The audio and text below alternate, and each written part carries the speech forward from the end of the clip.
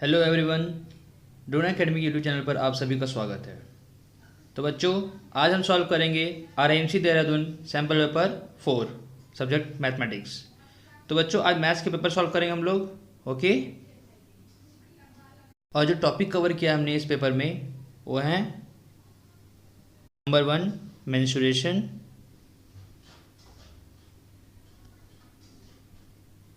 And number 2 understanding shapes.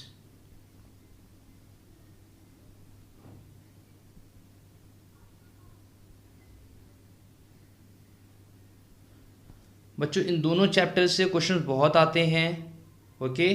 तो आपको ये चैप्टर तो मस्ट है, करना ही है।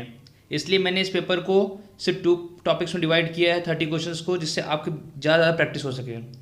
ये पेपर आपको प्रीवियस वीडियो में मिल जाएगा, आप उसको देख लो और उसको सॉल्व करो, और जो भी डाउट हो इस सॉल्यूशन वीडियो के थ्रू उसको क्लियर करो आप लोग, ओके। चलिए स्टार्ट करते हैं। Question number 1, the area of rhombus is 84 meter square. If its perimeter is 40 meter, then find its altitude. तो बच्चों, एरिया ऑफ रॉम्बस जो दिया हुआ है, कितना दिया हुआ है? 84 मीटर स्क्वायर दिया हुआ है, और उसका पेरीमीटर कितना दिया हुआ है? 40 मीटर दिया हुआ है। तो उसका एल्टीट्यूड निकालना है बच्चों। तो बेटा आपको पता होगा, जो रॉम्बस होता है उसकी ऑल साइड्स क्या होती है? रॉम्बस की ऑल साइड्स इक्वल होती है। तो मैं कह सकता हूँ एक साइड एक्स है तो 4 साइड क्या हो जाएंगी? 4 साइड का एडिशन क्या हो जाएगा? 4x हो जाएगा, और वही हमारा पेरीमीटर होगा 40 metre. So let the side of rhombus be x, side of rhombus be x। Perimeter equal to क्या हो जाएगा बेटा? Perimeter equal to 4x equal to कितना दिया हुआ है? 40 मीटर। सो बेटा x क्या आ जाएगा? x जो एक साइड कितना आ जाएगा इसका? 40/4 यानी कि 10 मीटर। तो बेटा जो रोम्बस का साइड आ गया, रोम्बस साइड कितना आ गया? 10 मीटर आ गया। तो अब जो दूसरा पार्ट बोला फाइंड इट्स एल्टीट्यूड, तो उसका एल्टीट्यूड फाइंड करना है रोम्बस का, ओके। पहले साइड कर लेते हैं। तो हमें ये भी पता है कि जो एरिया ऑफ रोम्बस है वो क्या होगा? एरिया पैरेललोग्राम होगा, क्योंकि रोम्बस भी एक पैरेललोग्राम है। तो बेटा area of rhombus is equal to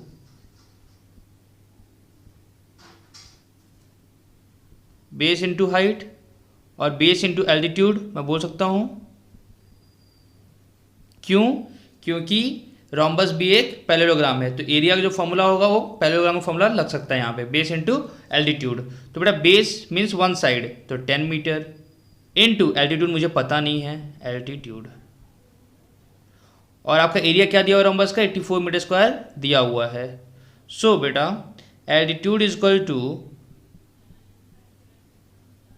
84/10, क्योंकि यहाँ 10 मल्टीप्लाइड फॉर्म में है, इक्वल टू किस साइड जाएगा तो डिवाइड में हो जाएगा, equal to 8.4 metre, okay. Now question number 2 चलते हैं। Question number 2, in exchange of square plot one of whose side is 84 metre, a man wants to buy a rectangular plot 144 metre long and of the same area as a square plot, find the width of the rectangular plot. तो बेटा इस question में क्या दिया हुआ है? इस question में स्क्वायर प्लॉट के एक्सचेंज में एक रेक्टेंगुलर प्लॉट एक पर्सन ने लिया हुआ है, बट जो एरिया है स्क्वायर प्लॉट का वो सेम एरिया है रेक्टेंगुलर प्लॉट का।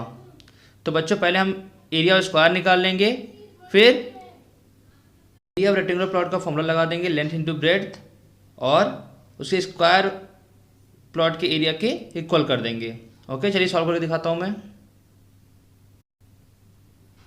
तो पहले गिवन लिख लेते हैं हम लोग। Given first side of square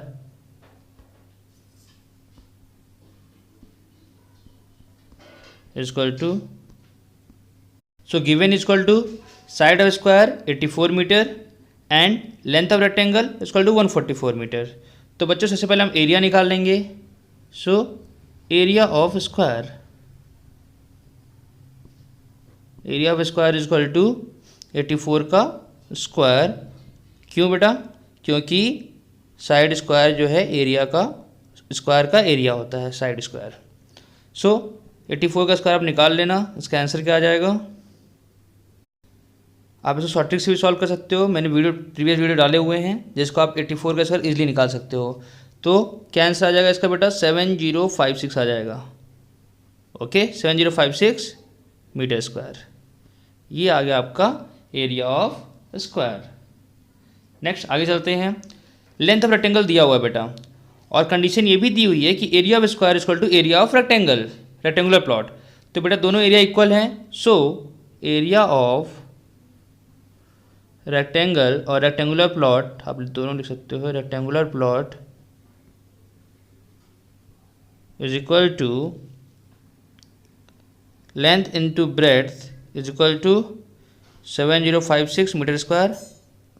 okay, तो बेटा लेंथ इंटू ब्रेड्थ, आपको लेंथ दी हुई है, लेंथ कितना दिया हुआ है? 144। So 144 into breadth is equal to 7056 metre square. Okay, so breadth is equal to बेटा क्या आ जाएगा? 7056 अपॉन 144। थोड़ा इसको मैं डाउन कर देता हूँ, 144। ओके, इसको आप कैसे सॉल्व करोगे? 12 से कर लो, पहले कर लो आप। 12 जा 12, क्या आएगा बेटा यहाँ पे? 12 5 जा 60, 10, 12 8 जा 96, 12 8 जा 96 अपॉन 12 आ जाएगा ये। इसको फर्दर सॉल्व कर लो आप, तो 12 4 जा 48, 10, 12 9 जा 40, 108। सो बेटा क्या आ गया यहाँ पे? 49 मीटर आ गया आपका, ब्रेड्थ आ गया रेक्टेंगुलर प्लॉट का। आपको ये सॉल्व करना था, सो हमने कर दिया। नेक्स्ट क्वेश्चन नंबर 3 पे चलते हैं। The parallel sides of a trapezium are 20 centimetre and 10 centimetre and its non parallel sides are both equal, each being 13 centimetre. Find the area trapezium. तो बेटा इस क्वेश्चन को पहले हम ड्रॉ करेंगे। ओके, करता हूँ। तो पहले हम ट्रेपेजियम ड्रॉ करते हैं, like this we are drawn. दे देते हैं बेटा A B C D, ये क्वेश्चन नंबर 3 है। ओके, देन बेटा DC कितना दिया हुआ है आपको? Parallel sides 10 centimetre and AB 20 centimetre, और नॉन पैरेलल साइड्स बेटा कितना दिया हुआ है आपका? ये लेंथ दिया हुआ है 13। सो अब इसको ऐसे डायरेक्टली लिख सकते 13 सेंटीमीटर। तो बच्चों एरिया ऑफ जो पैरेललोग्राम होता है, सॉरी एरिया ऑफ जो ट्रेपेजियम आपको निकालना है, इसमें आपको डायरेक्ट फॉर्मूले से आप सॉल्व नहीं कर सकते हो उसको। तो यहाँ पे हम कुछ कंस्ट्रक्ट करेंगे, यहाँ पे 2 एल्टीट्यूड्स कंस्ट्रक्ट करेंगे बेटा, जिसमें आपको कंस्ट्रक्ट करके दिखा देता हूँ। 2 एल्टीट्यूड्स बनाने पड़े, सॉरी 2 एल्टीट्यूड्स मैंने बना लिए यहाँ पे, और इसको ये 90 डिग्री पे होंगे। ओके बच्चे, चलो ये 2 एल्टीट्यूड्स बन गए। तो ये 3 शेप में डिवाइड हो गया, एक ट्रायंगल फर्स्ट, सेकेंड ये रेक्टेंगल, और थर्ड ये ट्रायंगल। फर्स्ट और थर्ड ट्रायंगल जो दोनों ट्रायंगल हैं ये दोनों इक्वल ही होंगे। क्यों? क्योंकि ये पैरेलल साइड्स के बीच में कॉर्नर्स पे हैं, तो ये आपका जो इसका परपेंडिकुलर होगा दोनों इक्वल ही होगा। और बेटा अगर ये 10 है तो ये भी 10 ही होगा, और ये 5 5 में डिवाइड हो जाएगा, 5 ये हो जाएगा और 5 ये हो जाएगा। ओके, इसको आप और जूम कर देना, अच्छे से देख लो आप।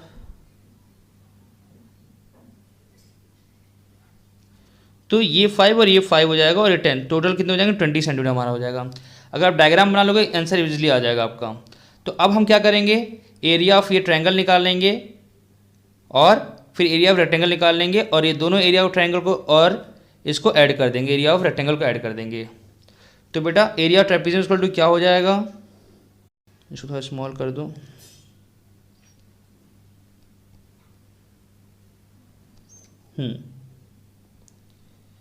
Area of trapezium is equal to area of triangle. यहाँ पे नेमिंग कर देता हूँ, पहले नेमिंग नहीं की मैंने अभी तक। इसको ई दे देता हूँ नाम, और इसको एफ दे देता हूँ। सो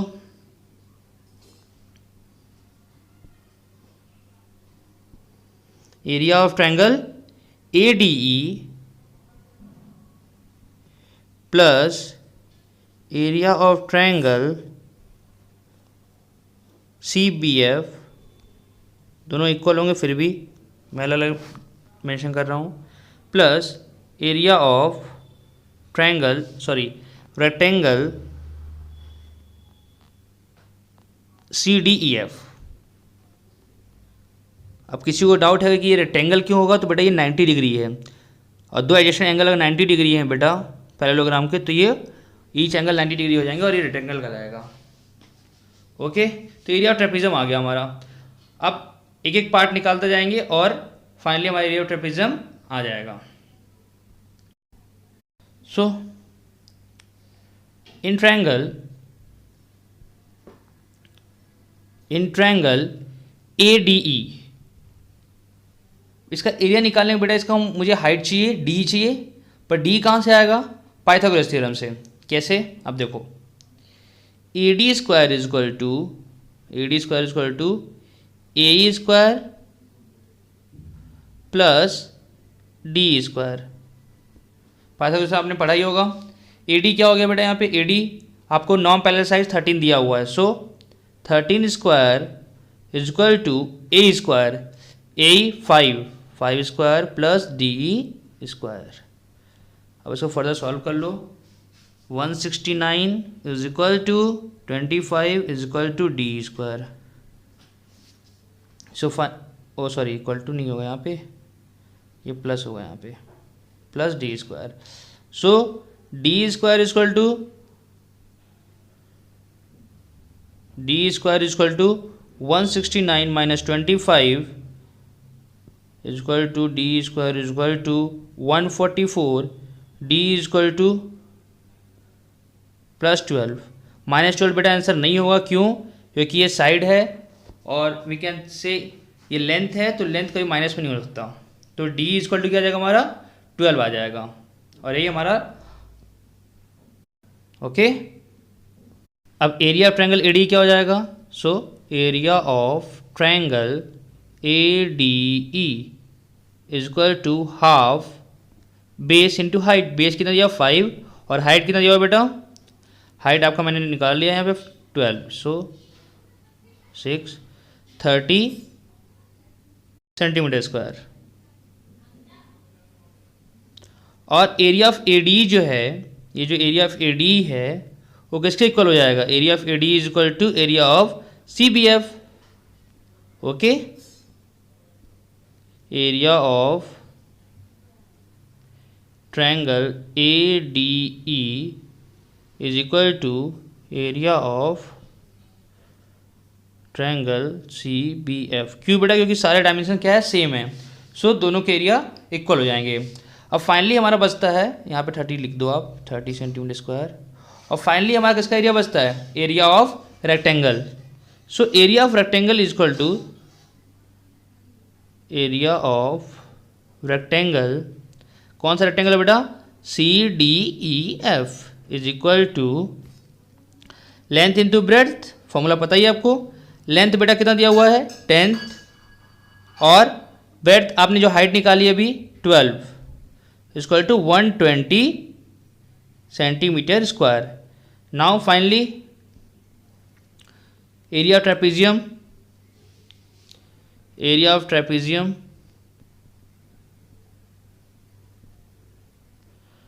तीनों एरिया को आप ऐड कर दो। एक का एरिया कितना आया? 30 सेंटीमीटर स्क्वायर, और दूसरे ट्रायंगल का भी सेम 30 सेंटीमीटर स्क्वायर, और तीसरे रेक्टेंगल का भी 120 सेंटीमीटर स्क्वायर। सबको ऐड कर दिया तो कितना आ गया? 150, 180, सो 180 सेंटीमीटर स्क्वायर। What it? अब इसको अब स्मॉल फॉर्म में देखना चाहते हो, सो अब स्मॉल फॉर्म में एक साथ दे सकते हो। हमने कैसे निकाला है? Area trapezium is equal to, हमने तीनों शेप को ऐड कर दिया एरियाज़ को, और ये हमने जो फॉर्मूला लिखा है ये हमने लास्ट में अप्लाई किया है। सबसे पहले हमने पाइथागोरस थ्योरम से हाइट निकाल ली, उसके बाद एरिया ऑफ ट्रायंगल निकाल लिया, और फिर एरिया ऑफ रेक्टेंगल निकाल लिया, और लास्ट में जो स्टार्टिंग मैंने फॉर्मूला लिखे हुए हैं ये फॉर्मूले, इसको यूज़ किया लास्ट में हमने। ओके, सो 180 सेंटीमीटर स्क्वायर आ गया। आगे चलते हैं। Question number 4. Find the sum of length of the bases of trapezium whose area is 4.2 meter square and whose height is 280 centimetre. तो बच्चों इसको ईजिली आप एरिया ऑफ ट्रेपेजियम के फॉर्मूले से कर सकते हो। कैसे, मैं बता देता हूँ आपको।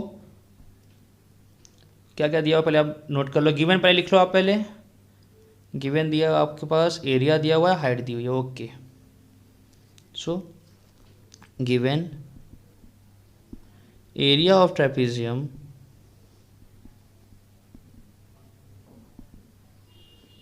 is equal to 4.2 meter square and height of trapezium is equal to, कितना दिया हुआ है हाइट, 280 सेंटीमीटर और एरिया आपको मीटर स्क्वायर में दिया हुआ है, तो मैं इसको पहले मीटर में कन्वर्ट कर लूँगा, 2.8 मीटर। ओके, अब फॉर्मूला यूज़ कर लूँगा मैं एरिया का, एरिया ट्रेपेजियम का। Area of trapezium is equal to half sum of parallel sides A plus B into height, यही होता है फॉर्मूला। सो आपको एरिया ऑलरेडी दिया हुआ है यहाँ बेटा, तो हम क्या करेंगे, पहले यहीं से कर लेते हैं। Half A plus B into H is equal to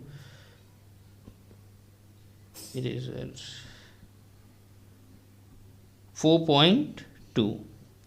now height आपको दी हुई है, सो कर लेते हैं A plus B is equal to 4.2 into 2 हो जाएगा और नीचे हाइट हो जाएगी।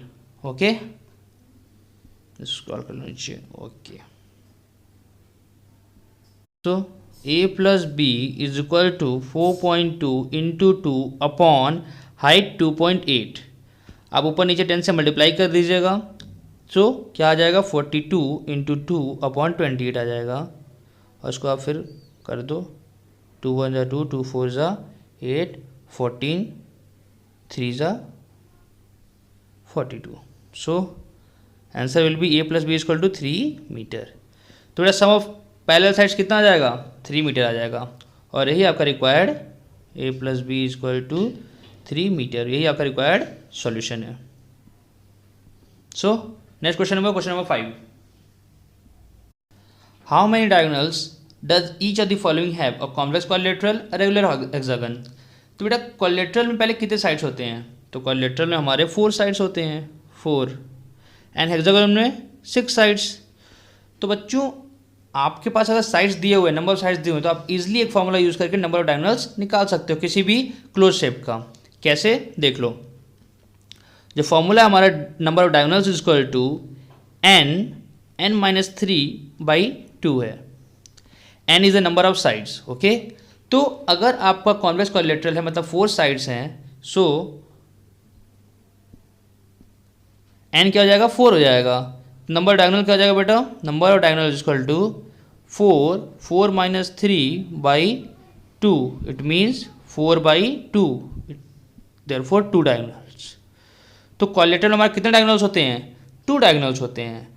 जैसे आप समझ नहीं पा रहे तो ऐसे समझो, ये क्वाड्रिलेटरल मतलब a close shape with 4 line segment. ठीक है, 4 लाइन सेगमेंट है, तो एक डायगोनल ये हो जाएगा हमारा और एक डायगोनल कौन सा हो जाएगा, ये हो जाएगा। ओके, तो इसका आंसर 2 आएगा। नंबर डायगोनल्स कितना आ जाएगा, 2 आ जाएंगे। ओके, नेक्स्ट इरेगुलर हेक्सागन, तो उसमें नंबर ऑफ साइड्स कितने होते हैं बेटा, नंबर ऑफ साइड्स 6 होते हैं। सो इसको कर लो, नंबर ऑफ साइड 6 होते हैं, तो नंबर ऑफ साइड 6 होते हैं, सो 6 माइनस 3/2, तो क्या आ जाएगा, 6 माइनस 3, 6 इंटू 3/2, इट मीन्स 18/2, और वी कैन से 9 आ जाएगा, 9 डायगोनल्स।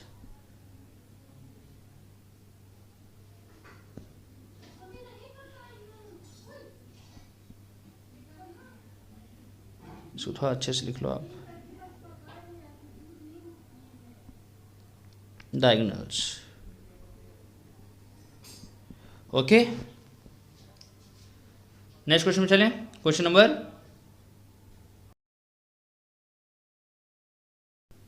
6.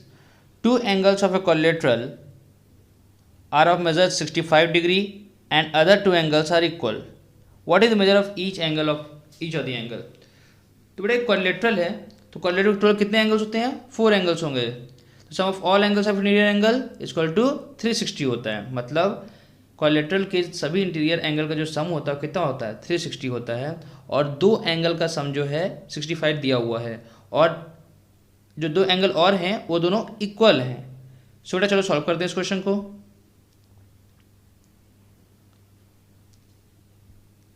पहले हम गिवन क्या लेते? गिवन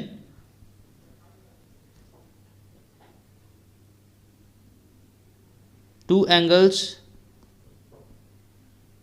सम कितना दिया हुआ है बेटा? 65 डिग्री दिया हुआ है। ओके, एंड इसके अलावा कुछ नहीं दिया आपको। पहले एक रफ डायग्राम बना लेते हैं हम लोग समझने के लिए। ओके, तो ये क्वाड्रिलेटरल मैं कुछ भी बना देता हूँ ऐसे। ये क्वाड्रिलेटरल बना दिया मैंने। तो बेटा ये एंगल और ये एंगल का सम जो है आपका 65 डिग्री दिया हुआ है, मैंने जूम कर लिया। Angle A B C D, तो A B angle A plus angle B आपको 65 डिग्री दिया हुआ है प्लस करके। तो बच्चे एंगल सी और एंगल डी जो है एंड एंगल डी ये दोनों इक्वल दिए हुए हैं, क्वेश्चन में दिए हुए हैं। तो गिवन आपका ये भी दिया हुआ है कि two angles are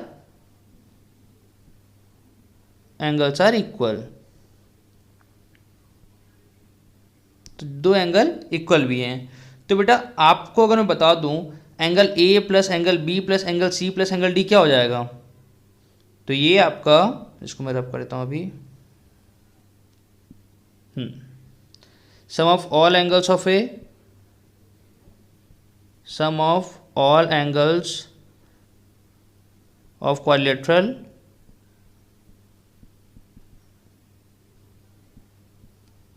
is equal to 360 degree होगा। सो सबसे पहले ये दोनों एंगल का सम कर देंगे 65 डिग्री, और नेक्स्ट टू एंगल इक्वल हैं तो मैं अज्यूम कर लेता हूं कि x है। तो एक x हो गया x डिग्री और दूसरा भी x degree equal to 360 degree. Okay, आगे बढ़ते हैं। 65 degree plus 2x degree is equal to 360 degree. 2x degree is equal to 360 minus 65. We can get 295 degree. Okay, good. 2x. So बच्चों इसको और ऊपर कर दो, और बेटा x इक्वल टू क्या आ जाएगा? 295 divided by 2, it means 147.5 degree. तो बेटा आपका ईच एंगल जो दोनों इक्वल हैं वो क्या हो जाएंगे? ईच एंगल 147.5 डिग्री हो जाएंगे। ओके, हमें ये फाइंड करना था। सो next question, question number 7। In a quadrilateral ABCD, CO and DO are the bisector of angle C and angle D respectively.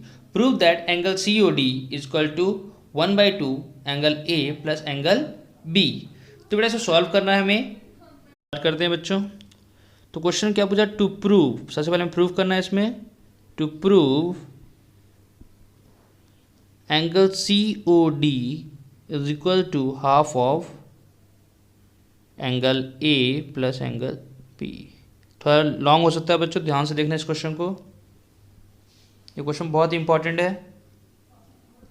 इसके लिए सबसे पहले हम क्वाड्रिलेटरल बना लेते हैं। ओके, ये क्वाड्रिलेटरल ड्रॉ कर लिया मैंने इस टाइप का कुछ।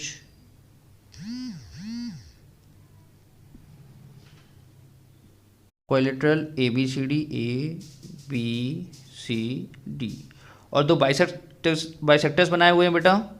एक C से बाइसेक्टर गया हुआ है और एक D से बाइसेक्टर गया हुआ है।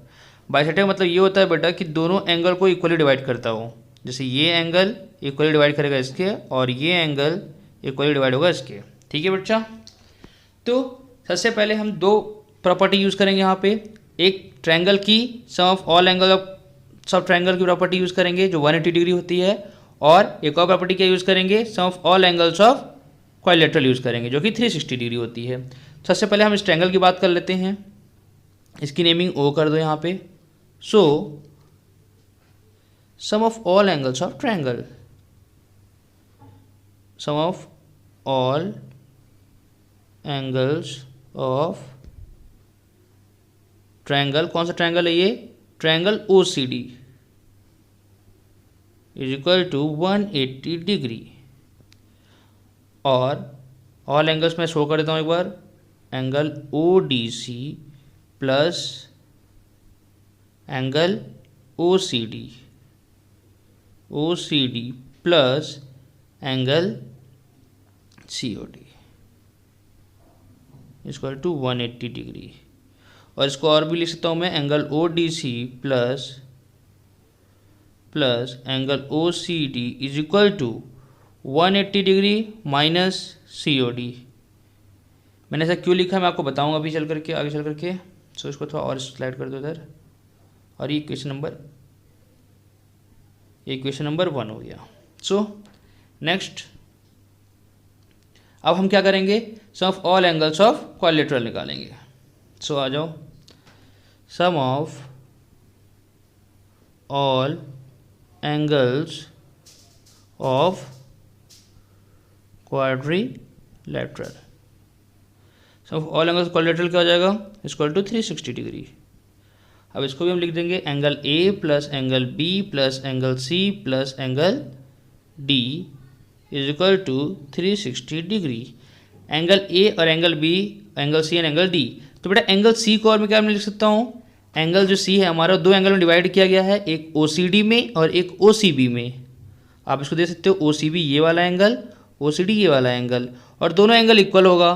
तो क्या मैं इसको एंगल ओ सी डी के 2 टाइम्स कर सकता हूँ, मैं आपको यहाँ पे लिख दे रहा हूँ, angle A plus angle B plus angle 2 times angle O C D. क्यों, क्योंकि बाइसेक्टर ने दो एंगल में डिवाइड कर, दो इक्वल एंगल्स में डिवाइड कर दिया है, O C D plus angle D को क्या लिखता हूँ मैं, 2 times same as it is O D C equal to 360 degree. Further angle A plus angle B, और यहाँ 2 कॉमन ले लो आप, angle O C D plus angle O D C is equal to 360 degree. Further angle A plus angle B plus 2, और ये जो bracket में लिखा हुआ है बेटा वो कुछ देर पहले मैंने प्रूफ किया है, देखो आप यहाँ पे, ये देखो ये जो लाइन दिख रही है ये सेम वही है। तो इन दोनों के बदले में क्या लिखूंगा यहाँ पे, 180 माइनस सी ओ डी लिखूंगा। क्यों, क्योंकि हमें इसी की टर्म में प्रूफ करना है हमें। सो आ जाइए नीचे, 180 माइनस सी ओ डी हो गया, 180 degree minus angle C O D equal to 360 degree. Angle A plus angle B plus, आप मल्टीप्लाई कर दो अंदर, 360 degree minus 2 angle C O D is equal to 360 degree. 360 आप चला जाएगा क्योंकि इक्वल टू दोनों सामने सामने हैं। और angle A plus angle B is equal to 2 C O D. क्यों, क्योंकि हम माइनस में है तो इक्वल टू इधर प्लस में आ जाएगा। ओके, अब ये 2 को इधर ले जाओ आप तो मल्टीप्लाइड फॉर्म से डिवाइड फॉर्म में चला जाएगा। तो 1/2 angle A plus angle B is equal to angle C O D. और आपको शायद यही प्रूफ करना था। So proved, hence proved. Next question, question number 8। The sum of the interior angles of a polygon is 3 times the sum of its exterior angles. Determine the number of sides of a polygon. तो बच्चों चलो इसको solve करते हैं जल्दी से।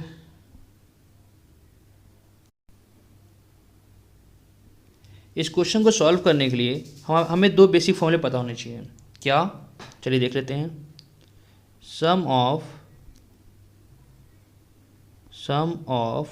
Exterior angles of polygon हमें पता होना चाहिए, जो कि 360 डिग्री होता है।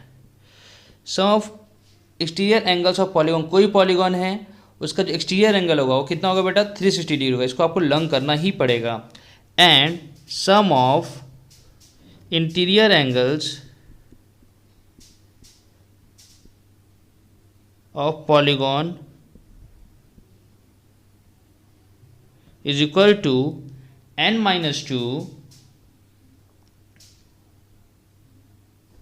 Into 180 degree. सो मैं लिखता हूँ n minus two into 180 degree.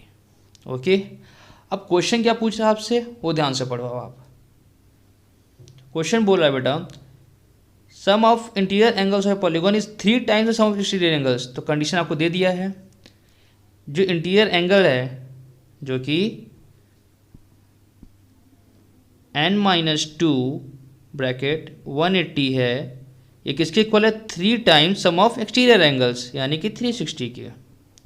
यही आपसे क्वेश्चन में दिया हुआ है। तो इस क्वेश्चन करने के लिए हमें दो बेसिक चीज़ें पता होनी चाहिए, sum of exterior angles of polygon जो कि 360 डिग्री होता है, and sum of interior angles of polygon जो कि ये फॉर्मूला होता है n minus two into 180 degree, and n is the number of sides.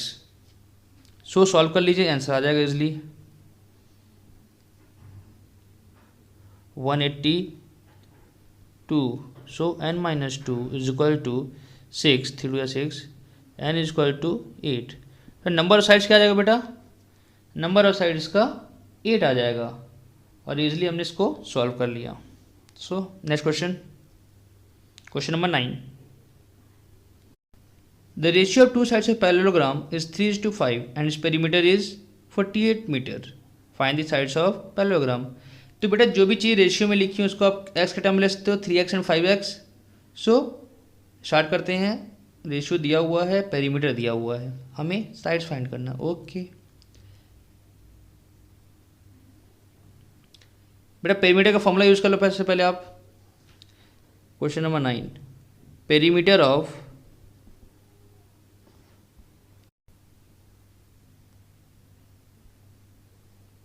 Parallelogram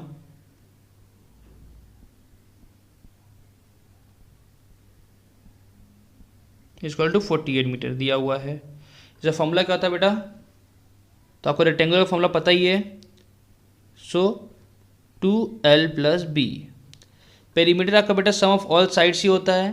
सो इसमें भी लेंथ और ब्रेड्थ होते हैं, और इनको 2 टाइम्स कर दोगे आप, लेंथ प्लस ब्रेड्थ को 2 टाइम्स कर दिया तो हमारा पेरीमीटर आ जाएगा, और ये फॉर्मूले के अकॉर्डिंग 48 मीटर के इक्वल हो जाएगा। सो बेटा l plus B is equal to 48/2, it means 24 metre. अब बेटा लेंथ और ब्रेड्थ आपका किस में दिया हुआ है, रेशियो में दिया हुआ है। रेशियो क्या दिया हुआ है आपका बेटा, रेशियो क्वेश्चन नंबर 9 रेशियो 3:5 दिया हुआ है बेटा रेशियो। सो रेशियो 3:5 दिया हुआ है, तो उसको हम क्या लिख सकते हैं, l 3x लिख सकते हैं और ब्रेड्थ 5x लिख सकते हैं। क्यों, क्योंकि 3/5 है तो ये कोई एक कॉमन टर्म के इक्वल होता है। सो यहाँ पे 3x and 5x। Okay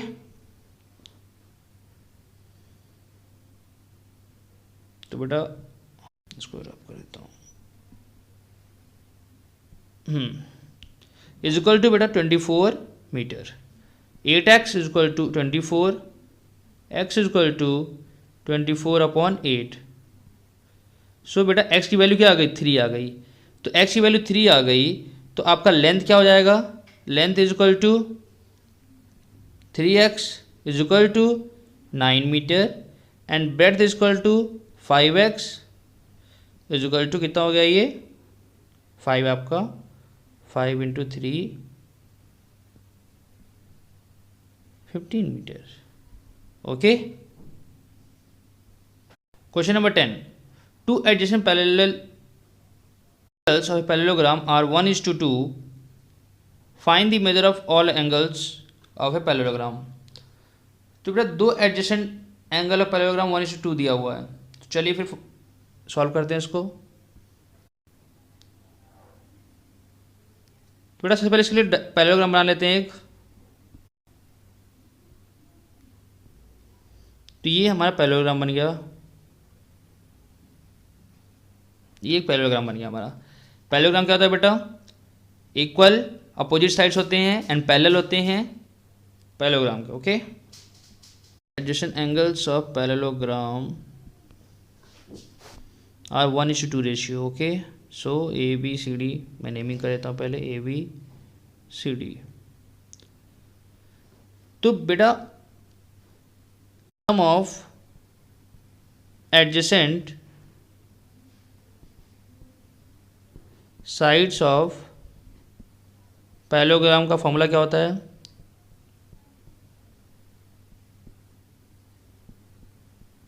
equal to 180 degree होता है। ओके, तो angle A plus angle B कितना हो जाएगा? 180 डिग्री हो जाएगा। सो अब इसका रेशियो क्या दिया हुआ बेटा? 1:2 दिया हुआ है। तो मैंने आपको बताया पिछले क्वेश्चन में, अगर 1:2 रेशियो कुछ भी दिया हो तो 1x एंड 2x आप उसको लिख सकते हो। आप x से मल्टीप्लाई करके आप एडिशन सब्ट्रैक्शन उसका कर सकते हो। So sum of adjacent side, so angle A plus angle B is equal to 180 degree. और मैंने अज्यूम कर लिया एंगल ए जो है आपका वो 1x है, और वी कैन सिंपली से x है, और एंगल बी जो है आपका 2x है इक्वल टू 180 डिग्री। और दोनों को ऐड करेंगे 3x इक्वल टू 180 डिग्री, और इसको आप ऊपर ले जाओ। सो x इक्वल टू 60 डिग्री। सो बेटा वन साइड जो है का एंगल ए अगर मैं जूम कर रहा हूँ तो एंगल ए कितना हो जाएगा? 60 डिग्री हो जाएगा। और एंगल बी जो है बेटा कितना हो जाएगा? वो 2 इंटू 60 यानी कि 120 डिग्री हो जाएगा। और angle C is equal to angle A हो जाएगा। क्यों? अपोजिट एंगल्स, पैरेललोग्राम के अपोजिट एंगल्स क्या होते हैं बेटा? इक्वल होते हैं, अपोजिट एंगल्स। तो इसको भी क्या हो जाएगा? ये इक्वल टू 60 डिग्री ही रहेगा। And angle D equal to angle B हो जाएगा। क्यों? Same opposite angles. सो ये कितना हो जाएगा? 120 डिग्री हो जाएगा। तो बेटा एक चीज़ नोटिस करना आप, 60 degree 120 degree 60 degree 120 degree, sum of all angles क्या हो जाएगा? 180 180 360 डिग्री हो जाएगा। ओके, नंबर 10 का हमने ऑल एंगल्स निकाल लिया। Question number 11, in a parallelogram ABCD, AB equal to 10 centimetre, AD equal to 6 centimetre, the bisector of angle A meets DC in E, AE and BC produced meet at F, find the length of CF।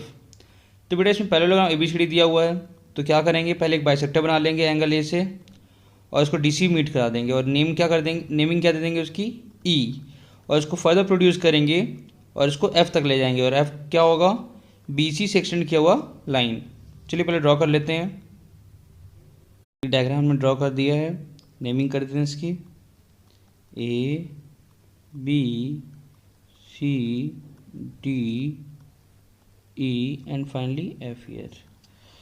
तो बच्चों ये ABCD parallelogram है और BC को produce किया गया है F तक, और F क्या पॉइंट है? F A से प्रोड्यूस किया हुआ लाइन EF एंड CF का इंटरसेक्टिंग पॉइंट है। ओके बच्चों, अब लेंथ क्या दी हुई है? AB इक्वल टू 10 सेंटीमीटर दिया हुआ है, AD equal to 6 centimetre. So AB equal to 10 centimetre and AD equal to we can say 6 centimetre. और ये जो बाइसेक्टर है बेटा एंगल ए से, इसका दो एंगल में डिवाइड कर रहा है, एंगल 1 और एंगल 2। तो बाइसेक्टर है तो एंगल 1 इक्वल टू एंगल 2 होगा। सो हम यहाँ लिख सकते हैं एंगल 1 इक्वल टू एंगल 2। क्यों? Angle A is bisector.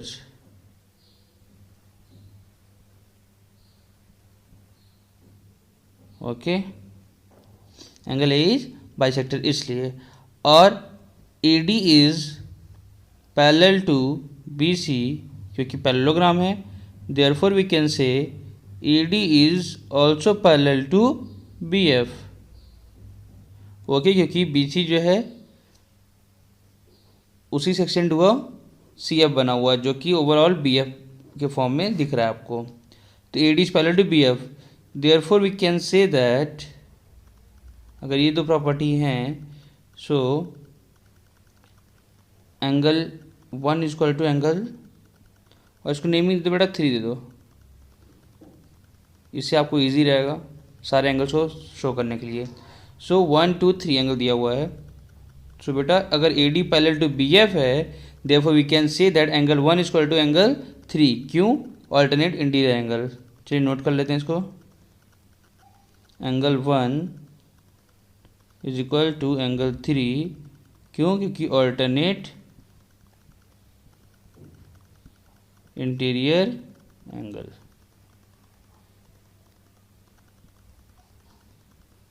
Okay बच्चों, अब इतना नोट कर लिया हमने alternate interior angle. So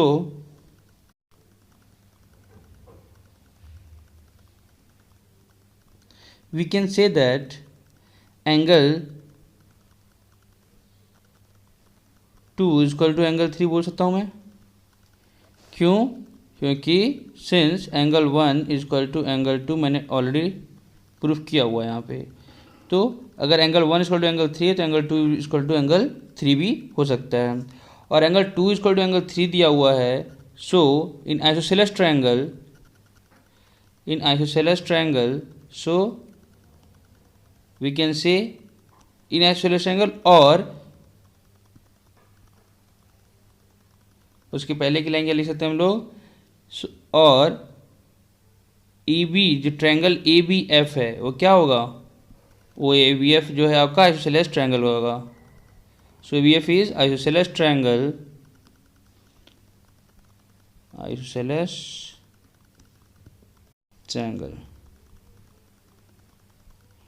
okay. So A B F is isosceles triangle. फिर आइसोसेलेस ट्रायंगल हो गया. क्यों? क्योंकि एंगल 2 इक्वल टू एंगल 3 दो अपोजिट एंगल्स इक्वल हो गए हैं. दो अपोजिट एंगल्स इक्वल हो गए, देयरफॉर ये आइसोसेलेस ट्रायंगल होगा. Therefore A B equal to B F. क्यों? क्योंकि अपोजिट एंगल्स इक्वल है तो अपोजिट साइड्स भी इक्वल होंगे. और आइसोसेलेस की प्रॉपर्टी यही होती है कि अपोजिट साइड्स इक्वल होते हैं जो एंगल्स इक्वल होते हैं. So A B equal to 10 centimetre. देखो बी एफ के इक्वल होगा ही, तो बी एफ इक्वल टू क्या जाएगा बेटा 10 सेंटीमीटर.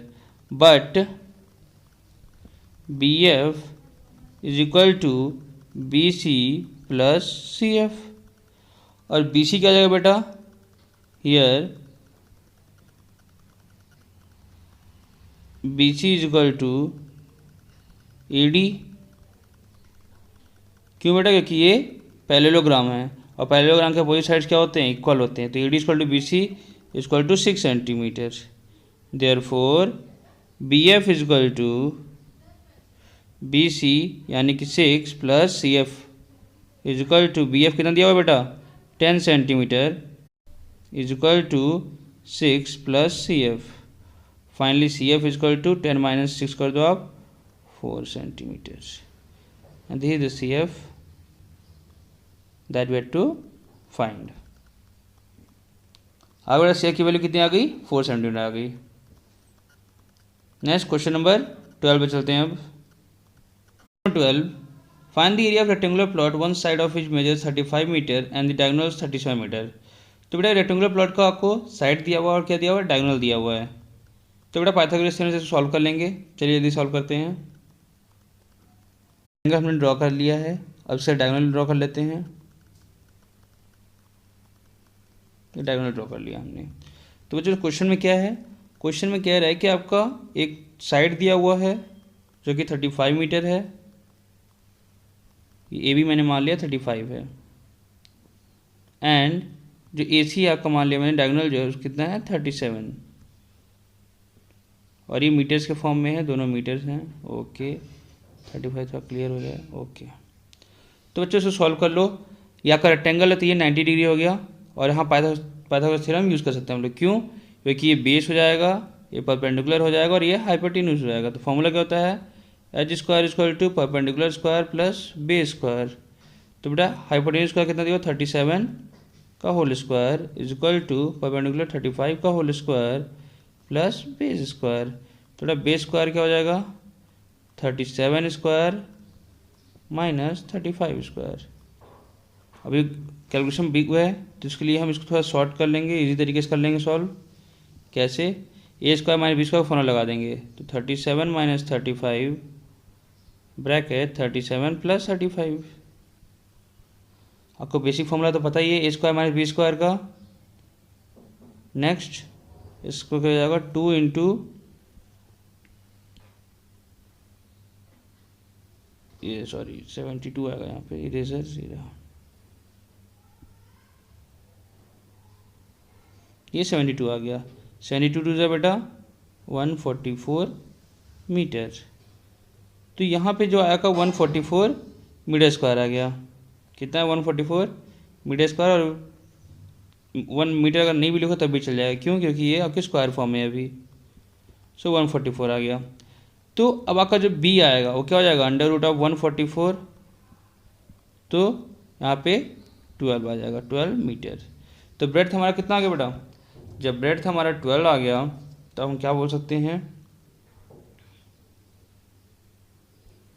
ये जो हमारा रेक्टेंगल है इसका अगर लेंथ 35 है और ब्रेड्थ 12 है तो एरिया नहीं आ जाएगा, इजीली आ जाएगा। So area of rectangle is equal to, नीचे चलते हैं, area of rectangle is equal to length into breadth equal to length into breadth. Length कितना दिया हुआ बेटा?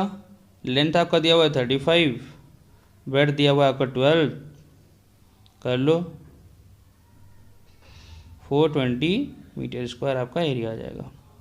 ओके, क्वेश्चन नंबर 13 पे चलते हैं। Tap A can fill in 3 hours. A tap can fill tank in 3 hours. Question 13. Another tap can empty in 5 hours. How long will it take to fill the tank if both the taps are open? तो बच्चों इस तरह question में क्या होते हैं कि एक टैंक को फिल कर रहा है टैप और एक टैंक को एम्प्टी कर रहा है, तो इसमें आप 1 आवर का रेफरेंस में निकालेंगे। 1 आवर में कितना टैंक फिल हो रहा है, 1 आवर में कितना टैंक से पानी एम्प्टी हो रहा है। तो आपको करना क्या है, पहले 1 आवर का रेफरेंस में निकालेंगे। So tap can fill in, चलिए करते हैं,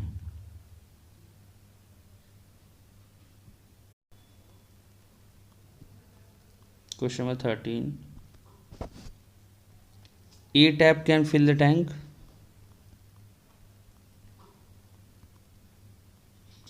can fill the tank is equal to 3 hours.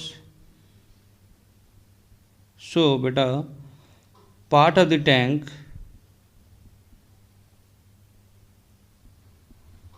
filled in 1 hour. हमें सारी चीज़ें 1 आवर के रेफरेंस में निकालनी है। So 1/3 part. Okay, next same वही करेंगे। B tap can empty the tank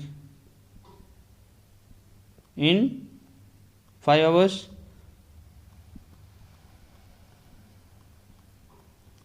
So part of the tank emptied in 1 hour. तो क्या हो जाएगा बेटा, 1/5। अब हमने ये निकाल लिया कि टैंक में जो टैप से पानी भर सकता है वो 1 घंटे में 1/3 भर सकता है, और टैप बी से जो पानी खाली होता है 1 घंटे में 1/5 हो सकता है। तो अब मैं क्या करूँगा, अब 1 घंटे में कितना फिल होगा वो निकाल लेता हूँ, टैप बी और टैप ए जब दोनों ओपन रहेंगे तब कंडीशन में। सो tank filled in 1 hour, 1 hour when both taps are open is equal to 1/3 minus 1/5। इसके बाद आप इसको सॉल्व कर लीजिए। 5 - 3/15 इज इक्वल टू 2/15। तो 2/15 पार्ट जो है आपका 1 आवर में फिल हो जाएगा। Therefore we can say that time taken to fill the tank in both condition, जब आपका टैप एक ओपन भी है और जो आपको फिल कर रहा है और एक एम्प्टी भी कर रहा है, तो बेटा क्या हो जाएगा, जस्ट आपको इसका रेसिप्रोकल कर देना। ये जो नंबर लिखा आपने 2/15 फ्रैक्शन लिखा है, इसको आप रेसिप्रोकल कर दो, 15/2 आवर्स। ओके, मतलब सिर्फ इजी सा बच्चे, आपको जो भी चीज़ें निकालनी हो 1 आवर के रेफरेंस में निकालनी है। और 1 आवर का रेफरेंस कैसे निकालोगे, अब सिंपली उसको रेसिप्रोकल कर देना। जैसे 5 आवर्स है तो 1/5 कर देना उसको। और लास्ट में अगर एम्प्टी हो रहा है तो आपको माइनस करना है, और अगर दूसरा टैप जो है वो भी फिल कर रहा है तो आपको प्लस करना है। जैसे 1/3 माइनस 1/5 किया, क्यों माइनस 1/5 किया, क्योंकि ये जो 1/5 है वो क्या कर रहा है, एम्प्टी कर रहा है, खाली कर रहा है, भरने नहीं दे रहा है, सो माइनस किया। और अगर दूसरा टैप लगता है जो फिल ही कर रहा होता और, तो 1/5 में 1/5 ये प्लस हो गया होता, तब फिर और तेज़ी से टैंक फिल हो जाता और जल्दी टैंक फिल हो जाता। ओके, तो आपका ये time taken to fill the tank कितना हो गया, जस्ट आपने रेसिप्रोकल कर दिया, लास्ट में 15/2 आवर्स आ गया। सो क्वेश्चन नंबर 14 पे चलते हैं अब। Question number 14, the 4 angles of quadrilateral are in ratio 3:5:7:9, find the angle separately. तो बच्चों क्वाड्रिलेटरल का ऑल एंगल का सम कितना होता है, 360 डिग्री होता है, और चारों रेशियो में दिए हुए हैं 3, 5, 7 एंड 9। तो बच्चों जो एक्चुअल क्वांटिटी होगी वो मैं एज्यूम कर लेता हूँ x। सो आपका जो फर्स्ट साइड हो जाएगा वो कितना हो जाएगा, 3x, second 5x, third 7x and fourth 9x। क्योंकि क्वांटिटी जो मैं अज्यूम कर रहा हूँ x, वो सभी नंबर्स में मल्टीप्लाई कर रहा हूँ रेशियोज को हटाने के लिए। ओके, चलिए कर लेते हैं। Ratios of 4 angles, question number 14।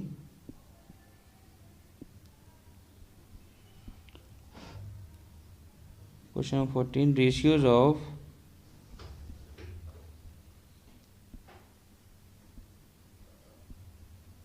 4 angles of quadrilateral is equal to, ratio of 4 angles quadrilateral is equal to 3:5:7:9।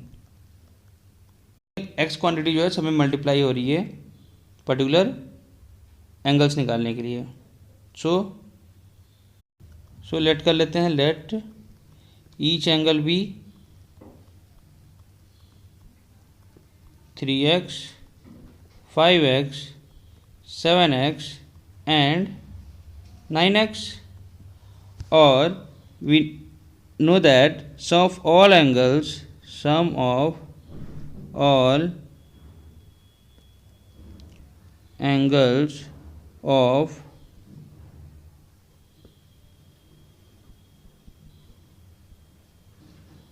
quadrilateral is equal to 360 degree. Therefore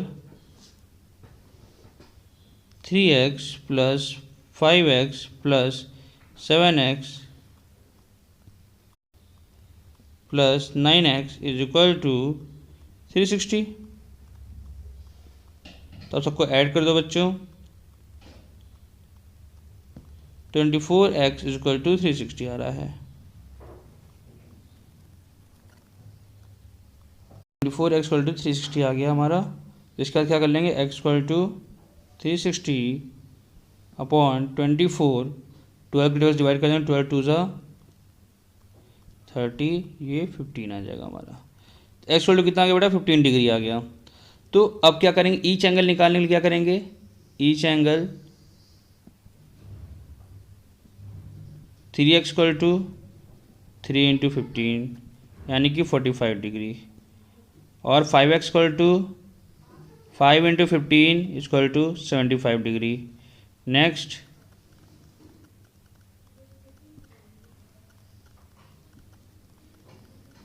7x equal to 7 × 15 105 degree, and 9x equal to finally 9 × 15 135 degree. बच्चों इन चारों को सम करोगे, आपको verify करना है कि आपका आंसर सही है कि नहीं। इन चारों को अगर आप सम करोगे तो आपका 360 आना चाहिए, क्योंकि ऑल एंगल के जो सम होते हैं क्वाड्रिलेटरल कितने होते हैं, 360 होते हैं। Okay, question 15, the inner dimension of close wooden box are 2 metre by 1.2 metre by 0.75 metre the thickness of the wood is 2.5 centimetre. Find the cost of wood required to make the box if 1 metre cube of wood cost ₹5400. तो बच्चों जो inner dimension of close wooden box जो है वो कितना दिया हुआ है 2 मीटर बाई 1.2, मतलब लेंथ और ब्रेड्थ दोनों दिया हुआ है और हाइट भी दी हुई 0.75 मीटर और थिकनेस दिया हुआ वुड का 2.5 मीटर. तो आपको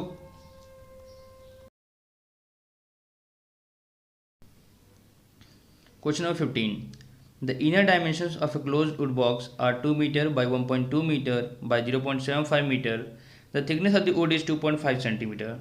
Find the cost of wood required to make the box if 1 meter cube of wood cost ₹5400.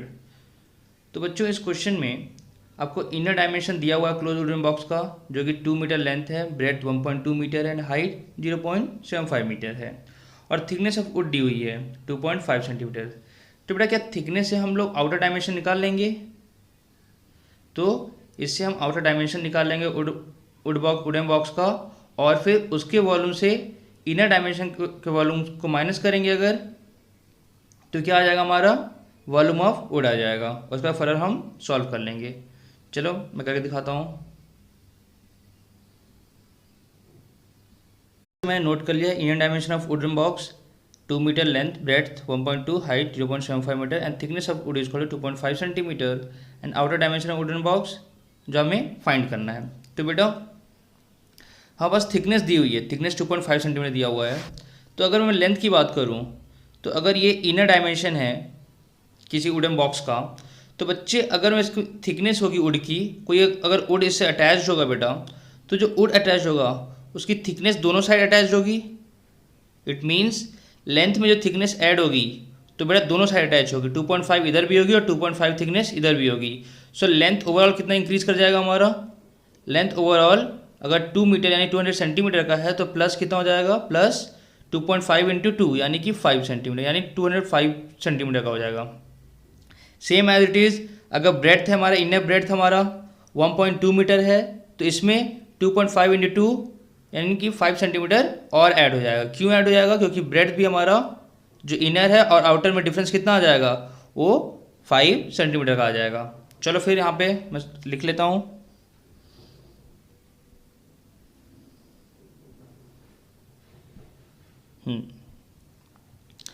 Length L2 is equal to, सबसे पहले 2 मीटर्स को हम 200 सेंटीमीटर कन्वर्ट कर लेंगे, 200 सेंटीमीटर. क्यों? क्योंकि आपका जो थिकनेस है वो कितना दिया हुआ है? वो 2.5 सेंटीमीटर दिया हुआ प्लस 2 इंटू 2.5, क्योंकि बेटा थिकनेस लेंथ के दोनों साइड ऐड होगी इनर के. अगर मैं ये बॉक्स अगर बना रहा हूँ तो सिंपली आप समझ सकते हो, अगर ये 2 डायमेंशन का बॉक्स बना रहा हूँ तो बेटा जो लेंथ है हमारी, ये इनर का लेंथ है, आउटर के लेंथ में दोनों साइड 2.5 ऐड हो जाएगा. और मैं ब्रेड्थ की बात करूँ अगर, तो ब्रेड्थ इतना दिया हुआ है तो ब्रेड्थ में 2.5 ऐड हो जाएगा. Same as it is 3 dimension में आपका हाइट में भी 2.5 दोनों साइड ऐड हो जाएगा. सो 1.2 मीटर को क्या बोल सकते हैं? 120 सेंटीमीटर प्लस 2 इंटू 2.5. नेक्स्ट 0.75 के लिखते हैं 75 सेंटीमीटर प्लस 2 इंटू 2.5. सॉल्व कर लो इसको. तो L2 आ जाएगा बेटा हमारा 205 सेंटीमीटर आ जाएगा. B2 आ जाएगा हमारा 125 सेंटीमीटर एंड H2 आ जाएगा हमारा 80 सेंटीमीटर. सो बेटा ये जो डायमेंशन है ये आउटर वुडन बॉक्स का डायमेंशन है. सो अब हम क्या करेंगे? Volume of wood is equal to volume of outer dimension, volume of outer dimension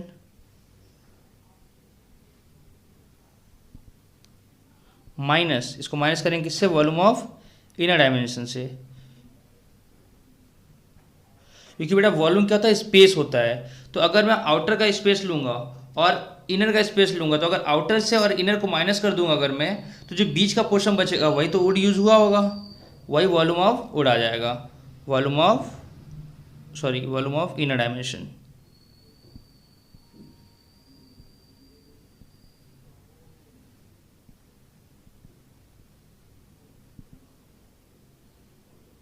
ठीक है, ये हो गया volume of wood is equal to volume of outer dimension minus volume of inner dimension. तो इसके बाद वॉल्यूम ऑफ आउटर डायमेंशन क्या दिया हुआ है हमारा, इसको हम पहले कैलकुलेट कर लेंगे। L2 into B2 into H2 minus L1 into B1 into H1। So further 205 into 125 into 80 minus L1 200 into 120 into 75। इसको हम सॉल्व कर लेंगे तो आंसर रिक्वायर्ड क्या आएगा हमारा, कैलकुलेशन क्या आएगा 205,050,000। ये सेंटीमीटर्स के फॉर्म में आएगा, सेंटीमीटर क्यूबिक के फॉर्म में आएगा। ओके, अब हम मीटर के फॉर्म मीटर क्यूब में कन्वर्ट करेंगे इसको। माइनस इक्वल टू 1,800,000 ये आ जाएगा बेटा। अब इसको जब सॉल्व कर लोगे तो क्या आ जाएगा, 2,50,000 आ जाएगा। 2,50,000 यहाँ पे आ जाएगा क्यूबिक सेंटीमीटर। ओके, अब बेटा ये जो क्यूबिक सेंटीमीटर फॉर्म में आया हुआ है इसको हम पहले मीटर क्यूब में कन्वर्ट करेंगे। क्यों, क्योंकि जो फर्दर हमें सॉल्व करना है वो मीटर क्यूब में दिया हुआ है। तो इसको अगर मीटर क्यूब में सॉल्व करेंगे तो 2,50,000 सेंटीमीटर क्यूब है, तो आपको मीटर क्यूब में करना है तो अब 100 इंटू 100 इंटू 100 से करना पड़ेगा, क्योंकि सेंटीमीटर क्यूब है 3 टाइम्स मल्टीप्लाई हो रहा है, तो हमें सेंटीमीटर को भी 3 टाइम्स मीटर में कन्वर्ट करना पड़ेगा। इसलिए 1/100 1/100 1/100 तीनों टाइम से में मल्टीप्लाई डिवाइड करना पड़ेगा। चलो 20 से ये गया, 20 से ये गया, 25 1/4 सा, सो बेटा क्या आ गया 1/4 मीटर क्यूब यहाँ पे आ गया। कॉस्ट ऑफ वुड क्या आ जाएगा बेटा, अब तो रेट दिया हुआ है आपके पास तो आप इजीली सॉल्व कर सकते हो। Total cost of wood is equal to 1/4 आपका जो वॉल्यूम हो गया उससे आप रेट को मल्टीप्लाई कर दो, तो आपका कितना दिया हुआ है 5400 दिया हुआ है, 5400 कर दो इसको।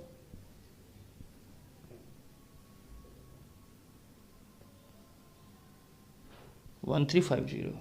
सो बेटा कितने रुपए आ गए, रेट 1350 आ गया रुपीज़। तो इतने रुपीज़ में आपका वुड, इतने रुपीज़ का वुड आपको लगेगा। नेक्स्ट क्वेश्चन में चलिए, क्वेश्चन नंबर 16। तो ये आप एक बार में देख सकते हैं इसको 15 का पूरा सॉल्यूशन। मैंने इनर डायमेंशन नोट किया हुआ, फिर आउटर डायमेंशन निकाल लिया, फिर वॉल्यूम ऑफ वुड निकाल लिया, उसके बाद कॉस्ट निकाल लिया। Okay, question number 16। A cuboidal block of metal has dimension 36 cm, 32 cm and 0.25 meter. It is melted and recast into cubes with edge of length 4 cm. How much such cubes can be made? इस question में question number 16 में misprint दिया हुआ है बच्चों। Misprint क्या है यहाँ पे, ये 0.25 मीटर नहीं है, यहाँ पे 25 सेंटीमीटर है। ओके, ये 25 सेंटीमीटर है।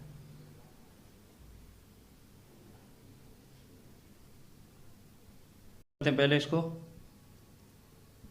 गिवन लिख दिया बच्चों, volume of cuboid is equal to LBH, L into B into H, ये फॉर्मूला होता है। So L 36 centimetre, breadth 32 centimetre and height 25 centimetre. तो इसको मल्टीप्लाई कर लेंगे, 36 into 32 into 25 into centimetre. Okay, centimetre cube हो जाएगा। इसको हम फर्दर बाद में सॉल्व करेंगे, क्यों, क्योंकि अभी हमें इसको डिवाइड करना पड़ेगा। So volume of cuboid is equal to इतना हमने नोट कर लिया पहले। Next, volume of cube. Volume of cube क्या होता है बच्चा, फॉर्मूला क्या होता है, एड्ज का क्यूब होता है।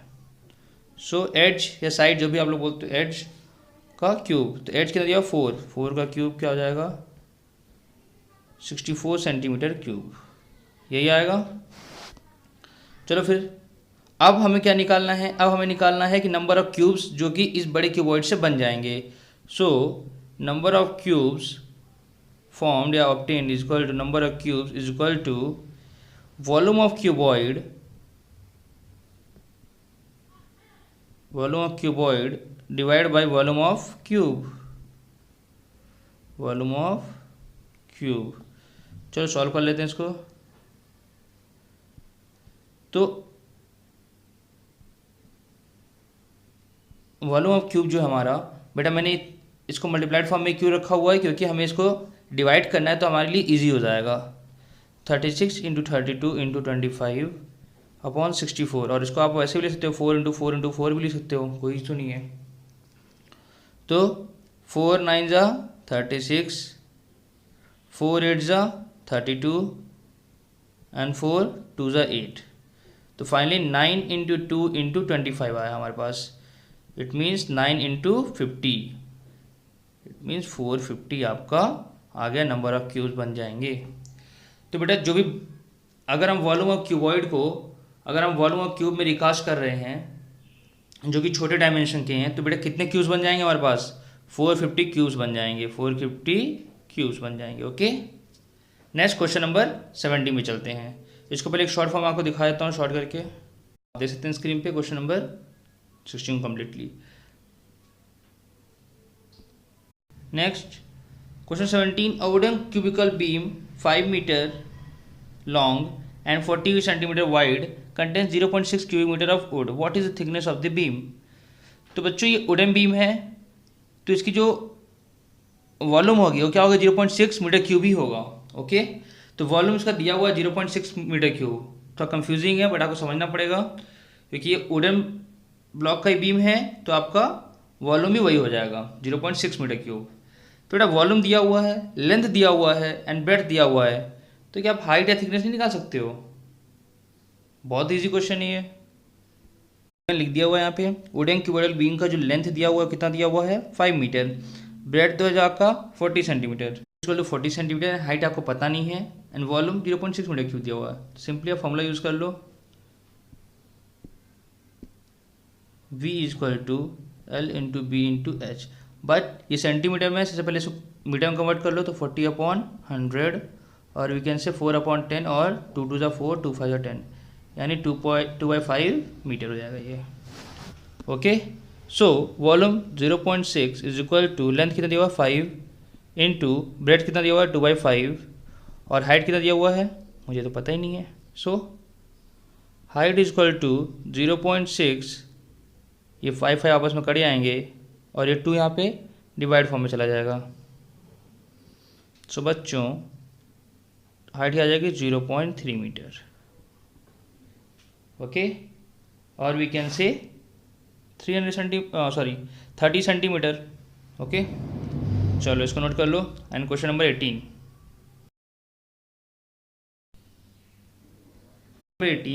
in a quadrilateral the difference between succession angles when arranged in ascending order is 20 degree each. Find the angles. तो बच्चों इस क्वेश्चन में कैसे करना है आपको? 360 डिग्री आपको पता है कि sum of all angles quadrilateral होता है, तो उसके बाद जो sum of all angles quadrilateral 360 degree होता है और ईच एंगल आपका 20 डिग्री एक्सीड कर रहा है। मतलब अगर एक एंगल x है तो दूसरा एंगल क्या होगा? x + 20, तीसरा एंगल x + 40। तो चलो सॉल्व करते हैं इसको। मैंने लेट कर लिया क्वेश्चन नंबर 18 में कि let the smallest number be x, let the smallest angle be x। तो बच्चों अगर असेंडिंग ऑर्डर में अगर रखा हुआ है तो स्मॉलेस्ट एंगल x है, तो एडजेसेंट एंगल क्या हो जाएगा? और we can say second angle क्या हो जाएगा? सेकेंड एंगल क्वाड्रिलेटरल का x + 20 degree, third angle x + 20 + 20, it means x + 40 degree, and fourth angle is equal to x + 40 + 20, it means x + 60 degree. तो बच्चों अब इस सारे एंगल को अगर हम सम करेंगे तो क्या आएगा? 360 डिग्री आ जाएगा हमारा। तो ऐड कर देते हैं sum of all angles of quadrilateral, sum of all angles of quadrilateral is equal to 360 degree. So x + 20 x plus 40 and last x plus 60 is equal to 360 x 4x और 20 40 60 60 plus 60 120 is equal to 360 degree. 4x is equal to 360 minus 120. आगे चलते हैं. x is equal to 360 में से 120 जाएगा, कितना बचेगा? 240 आ जाएगा. 240 बाई 4, तो यहाँ पे 60 आ जाएगा. तो x इक्वल टू 60 डिग्री हो जाएगा बेटा. तो अगर फर्स्ट एंगल जो है आपका, first angle equal to x equal to 60 degree, second angle क्या हो जाएगा बेटा? x plus 20 equal to 80 degree. Third angle x plus 40 equal to 100 degree. Fourth angle x plus 60 equal to 120 degree. अब आपको verify करना है, तो आप क्या कर सकते हो, इन चारों एंगल के सम को करोगे तो 360 आना चाहिए. देख लो करके. 100 220 300 360, सो 360 आ गया. ओके, ईच एंगल आपने यहाँ पे निकाल लिया. सो क्वेश्चन नंबर 19 की तरफ चलते हैं अब. पर इसको शॉर्ट फॉर्म एक बार देख लो आप, इसको आप पूरा देख सकते हो. The measurement of two adjacent sides of a parallelogram are in ratio 17:7. If the second side measure 3.5 centimeter, find the perimeter of the parallelogram. तो बेटा जो मेज़र है, let the measure of be x. हम x measure कर लेते हैं जो कि 17 और 7 से मल्टीप्लाई होते हैं. तो 17x हो जाएगा आपका एक साइड, और एक साइड क्या हो जाएगा? 7x हो जाएगा. और बेटा 7x का जो मेज़र है, सेकंड साइड का जो मेज़र है वो 3.5 सेंटीमीटर दिया हुआ है. तो आप इक्वेट कर दो, x की वैल्यू आ जाएगी, फिर आप पेरीमीटर इजीली फाइंड कर सकते हो. चलो सॉल्व करते हैं. तो गिवन हमने नोट कर लिया यहाँ पे, ratio two adjacent side 17:7 and measure of each second side equal to 3.5. So हम लेट कर लेते हैं, let the measure be x, measure be x जो कि 17 से मल्टीप्लाई होता है, 7 से मल्टीप्लाई होता है. सो adjacent sides are adjacent sides are 17x and 7x, and given that 7x is equal to 3.5, क्योंकि सेकेंड साइड का मेजर दिया हुआ है. सो x इक्वल टू 3.5 बाई 7 और 1/2 हो जाएगा, क्योंकि 3.5 टू द 7 होता है. सो x इक्वल टू कितना आ जाएगा बेटा? x इक्वल टू 1/2 आ जाएगा. और इसके बाद फर्दर जब हम सॉल्व करेंगे तो 17x कितना आ जाएगा अनदर साइड? तो 17 into 1/2 is equal to 8.5 centimetre, sorry okay. और 7x इक्वल टू 7 इंटू 1/2 जो कि आपका पहले से दिया हुआ है 3.5 सेंटीमीटर. तो बेटा इसमें पेरीमीटर निकालना है आपको. क्या निकालना है? पेरीमीटर. तो पेरीमीटर का फॉर्मूला क्या होता है? Perimeter is equal to 2l plus B. ये फॉर्मूला आपको लर्न करना ही पड़ेगा. सो 2 लेंथ कितना दिया हुआ? 8.5. ब्रेड कितना दिया हुआ? 3.5. इसको सॉल्व कर लो. 2 8.5 और प्लस 3.5 कितना होता है? 12 होता है. सो 2 इंटू 12 इक्वल टू 24 आपका जो है सेंटीमीटर हो जाएगा पेरीमीटर. ओके, एक बार शॉर्ट फॉर्म में देख लो इसको.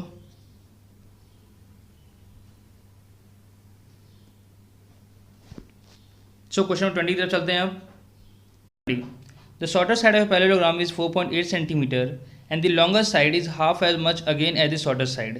Then find the perimeter of the parallelogram. तो बेटा क्वेश्चन बहुत ईजी है. जो आपका शॉर्टर साइड है 4.8 है सेंटीमीटर है, and longer side is half as much again as the shorter side. तो मतलब जितना शॉर्टर साइड है उसका और आधा है. It means 4.8 plus 4.8/2. चलो मैं सॉल्व करता हूँ. नोट कर लिया shorter side of parallelogram 4.8 centimetre and longer side. तो जो लॉन्गर साइड जो दिया हुआ 4.8 शॉर्टर साइड प्लस 4.8/2। क्वेश्चन में यही दिया हुआ है, थोड़ा कंफ्यूजिंग है बट मतलब इसका यही है। सो लॉन्गर साइड कितना हो गया, 4.8 प्लस 2.4, इट मीन्स 7.2 सेंटीमीटर। तो लेंथ और ब्रेथ दोनों आ गई आपकी, तो आपको पेरीमीटर निकाल लेना है। आप simply perimeter is equal to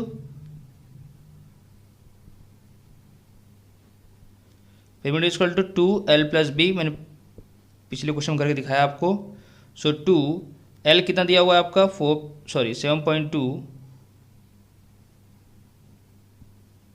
7.2 plus breadth 4.8 equal to 2 into 12.0, और यहाँ पे क्या आ जाएगा आपका पेरीमीटर, क्या आ जाएगा बेटा 24 सेंटीमीटर आ जाएगा। सो क्वेश्चन 19 और क्वेश्चन नंबर 20 का पेरीमीटर सेम आया हुआ है, सो आप कंफ्यूज मत होना। ये आपका पार्ट ए आपका कंप्लीट हो गया। अब पार्ट बी जो है आपको मैं दूसरे वीडियो में अपलोड कर दूंगा क्वेश्चंस के सॉल्यूशंस। ओके, तो बच्चे शॉर्ट फॉर्म में आप देख सकते हो, शॉर्ट साढ़े पैरेललोग्राम मैंने सब कुछ डिटेल में लिख दिया है। तो बेटा अब आपका जो पार्ट बी है दूसरे वीडियो में आपको मिल ही जाएंगे, बट जिन्होंने सब्सक्राइब नहीं किया चैनल को सब्सक्राइब कर लो और अपने फ्रेंड्स को शेयर कर दो जो भी आपके आरएमसी प्रिपरेशन कर रहे हैं। ओके, सो बाय बाय।